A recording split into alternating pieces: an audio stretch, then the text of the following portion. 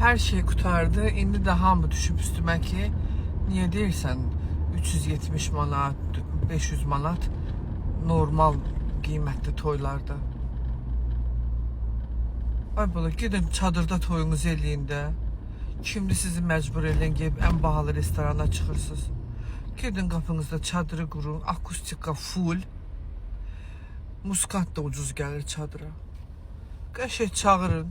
Klarnet Hüseyin söksün şeyi, çadırı.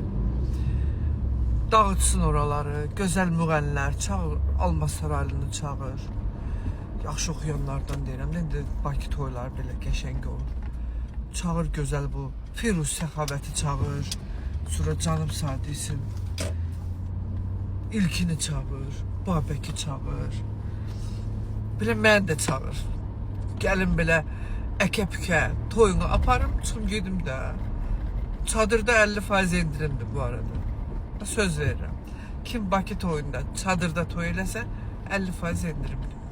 Niyə dalaşırsınız məndən? Gidin baxın da menyuya. Neçəyə versin restoran sizə menyunu? Chivas 18 qoyanda, bahalı tekila qoyanda, nədir onun adı, 12 kiloluq asitrin qoyanda stolun üstünə, rıbını menyu eləyəndə neçəyə qoysun bu yetim?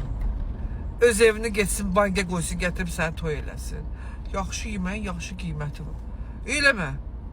Get, qazan bozbaşı bozartmanı pişir, löyn ye, düş ortalığa sındır. Əlin qolun qırav var. Mən niyə danlayırsınız? Nə varmışam? Gördüyümü demişəm də, qələt eləmişəm.